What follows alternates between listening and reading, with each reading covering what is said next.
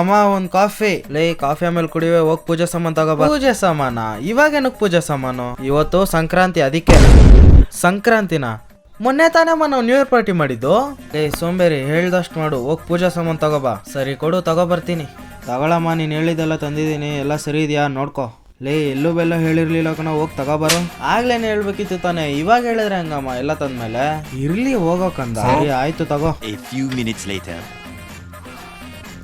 ಏನ್ ಇಷ್ಟು ಸ್ಮೆಲ್ ಬರ್ತಿದೆ? ಇದು ಅಲ್ಲ ಬಾ, ಏನ್ ಇಷ್ಟು ಸ್ಮೆಲ್ ಬರುತ್ತಾ ಬಾಡಿ? ಆದ್ರೂ ನಾನು ದೀಪಾವಳಿಗೆಲ್ಲ ಸ್ನಾನ ಮಾಡಿದ್ದು, ಅಷ್ಟಕ್ಕೆ ಇಷ್ಟೊಂದು ಸ್ಮೆಲ್ಲ. ಬಾ ಫಸ್ಟ್ ಸ್ನಾನ ಮಾಡ್ಬೇಕು. ಅಮ್ಮ ಸ್ನಾನ ಮುಗೀತು, ಹಂಗೆ ಹೋಗಿ ಪೂಜೆ ಮಾಡ್ಬಿಡು. ಪೂಜೆನಾ? ಹಾ ಹೌದು. ಸರಿ ಆಯ್ತು, ಮಾಡ್ತೀನಿ ಬಿಡು. ಲೇ ಪೂಜೆ ಮುಗೀತೇನೋ? ಆಮ ಮುಗೀತು. ಹಂಗೆ ಪಕ್ಕದ ಮನೆಯವ್ರಿಗೆ ಎಳ್ಳು ಬೆಲ್ಲ ಕೊಟ್ಬಿಟ್ ಬಾ. ಎಳ್ಳು ಬೆಲ್ಲ ಕೂಡ ನಾನೇ ಕೊಡ್ಬೇಕಾ? ಹೋಗಿ ಕೊಟ್ಬಾರೋ. ಸರಿ ಸರಿ. ಅಣ್ಣ ಏನೋ? ಅಣ್ಣ ಅಮ್ಮ ಎಳ್ಳು ಬೆಲ್ಲ ಕೊಟ್ಟು ಬರಕ್ಕೆ ಹೇಳಿದ್ರಣ್ಣ. ಹಾ ಸರಿ ಕೊಡು. ಅಣ್ಣ ಎಳ್ಳು ಬೆಲ್ಲ ತಿಂದು ಒಳ್ಳೆ ಮಾತಾಡಿ. ಸರಿ ಆಯ್ತು.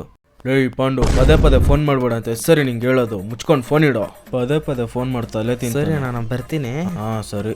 ಅಲ್ಲ ಮಗ, ಲವ್ ನಮ್ಮ ಮನೆಗೆ ಬರ್ರೋ, ಮನೇಲಿ ಕಪ್ ತಂದಿದ್ದಾರೆ ತಿನ್ನೋಣ. ಮಗ 2 ನಿಮಿಷದಲ್ಲಿ ನಿಮ್ಮ ಮನೆ ಹತ್ರ ಇರ್ತೀಯ ಕಣೋ.